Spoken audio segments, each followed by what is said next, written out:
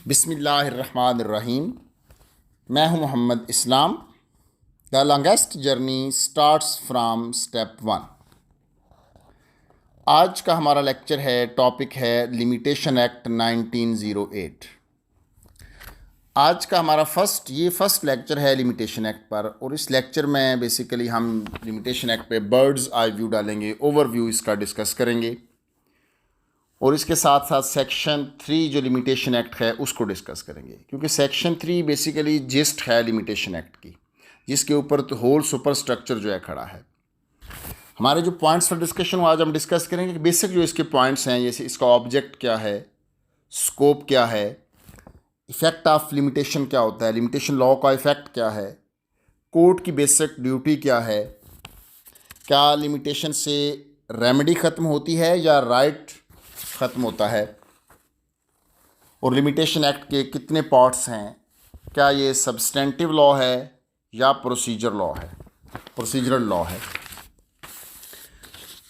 अच्छा, सबसे पहले आते हैं हम ऑब्जेक्ट की तरफ। जब हम ऑब्जेक्ट की तरफ जाते हैं तो एक्विटी का जो मैक्सिम है वो हमारे माइंड में आता है कि law always favour vigilant not the indolent, कि जो लॉ है वो हमेशा जो बंदा विजिलेंट होता है उसकी फेवर करता है। जब भी हम बात करते हैं लिमिटेशन एक्ट की, लिमिटेशन एक्ट का बेसिक जो पर्पज़ है, जो बुनियादी इसका मकसद है, ऑब्जेक्ट है, वो ये है कि किसी शख्स की जो भी राइट बनता है, उसकी जो उस राइट को हासिल करने के लिए जो उसकी रेमेडी है, यानी जो कोर्ट ऑफ लॉ से उसको रेमेडी, जिस तरीके से जो उसने रिलीफ चाहिए, उसको इन टाइम कोर्ट में जाना चाहिए। क्योंकि देखें, आपका एक राइट है, आपका एक राइट अक्रू हुआ या आपका एक राइट पहले से मौजूद था, आपने उस राइट को थ्रू कोर्ट इन्फोर्स करवाना है। अगर किसी भी शख्स को अनलिमिटेड टाइम दे दिया जाए तो इससे ना सिर्फ हर्डल्स होंगी बल्कि एक एंडलेस किस्म का निज़ाम स्टार्ट हो जाएगा। मिसाल के तौर पे, अब ए ने बी से 3 लाख रुपए उधार लिए। अब अगर उनका टाइम लिमिटेशन ख़त्म होगा, फिर उसके दावा सूट फाइल करने का एक टाइम लिमिटेशन मुकर्रर है। अब ये नहीं हो सकता कि अनलिमिटेड टाइम के लिए वो उसके सर पे तलवार लटका कर रखे। या दावा दायर हुआ, उसका फ़ैसला हुआ, अब अपील की लॉ में एक लिमिटेशन, एक मियाद मुकर्रर है। अब हम ये नहीं कर सकते कि अनलिमिटेड तौर पे रहे। यानी ये इसका बेसिक पर्पज़ है कि law always favour vigilant not the indolent. In unlimited time के लिए आप इसको नहीं कर सकते। वैसे भी ये बड़ा इलॉजिकल है, अनजस्टिफाइड है कि अगर किसी ने किसी से कोई चीज़ लेनी है, कोई राइट अपना इन्फोर्स करवाना है, तो उसको अपनी मर्ज़ी है कि जितना मर्ज़ी लिंगर ऑन करे। लिमिटेशन एक्ट ने इसके ऊपर सर्टन जो हैं वो रिस्ट्रिक्शंस लगा दी हैं। अच्छा, जब हम बात करते हैं स्कोप की, तो जो लिमिटेशन एक्ट है बेसिकली ये 1908 में इनेक्टमेंट हुई इसकी। ऑल ओवर द पाकिस्तान बनने के बाद इसको ऑप्ट किया गया। ऑल ओवर द पाकिस्तान इसकी एप्लीकेबिलिटी है। लेकिन क्योंकि पाकिस्तान फेडरेशन है, फेडरेशन में आकाइयाँ हैं, प्रोविंसेस हैं, जो फेडरेशन में ये एज इट इज़ लागू है, और जो प्रोविंसेस हैं इसको सब ने ऑप्ट किया हुआ है।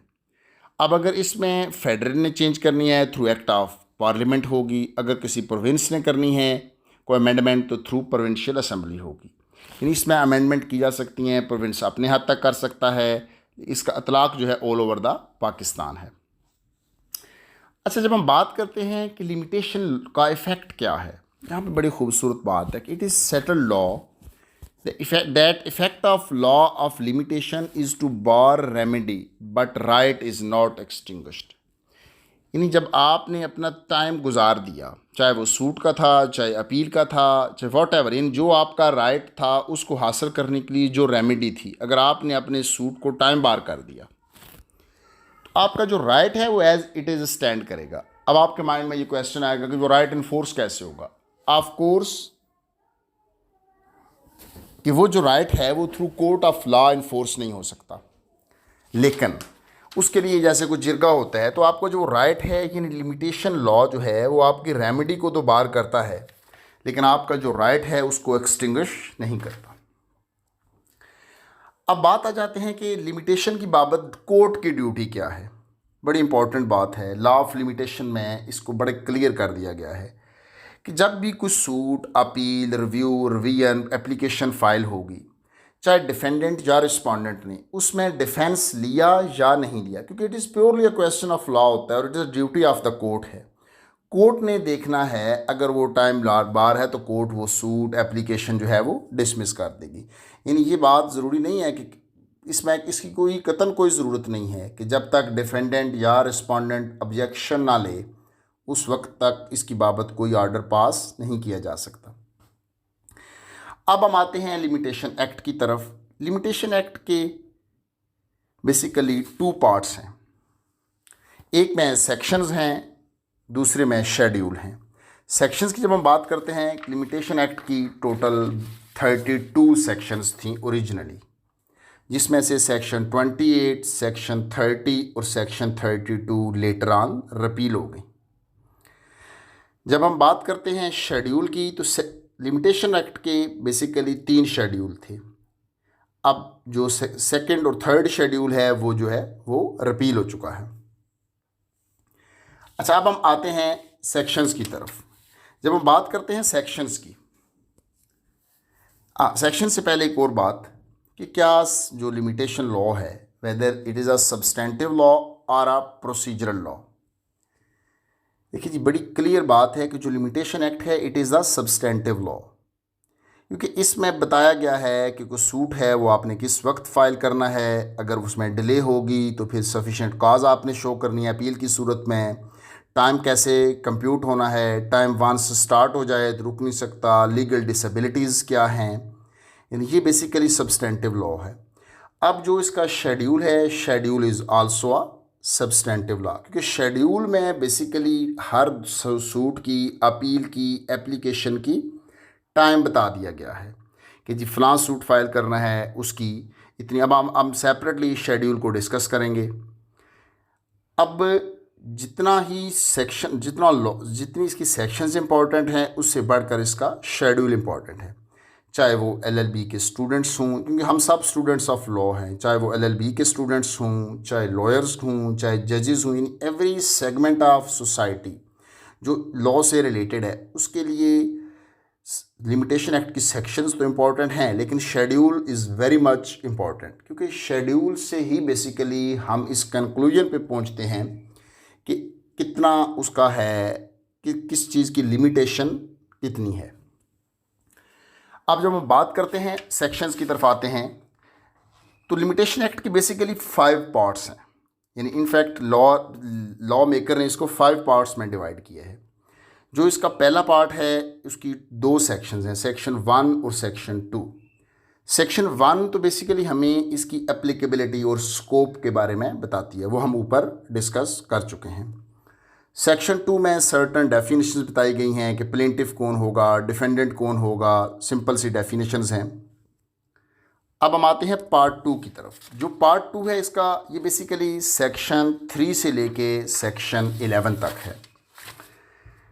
इसमें हमें बताया गए हैं limitations of suits, appeal and applications, यानी इनकी बाबत हमें बता दिया गया है कि सूट्स अगर इन टाइम नहीं होगा तो क्या होगा, एप्लीकेशन लेट हो जाएगी तो फिर क्या सूरत हाल होगी, लीगल डिसेबिलिटी की सूरत में क्या सूरत हाल होगी।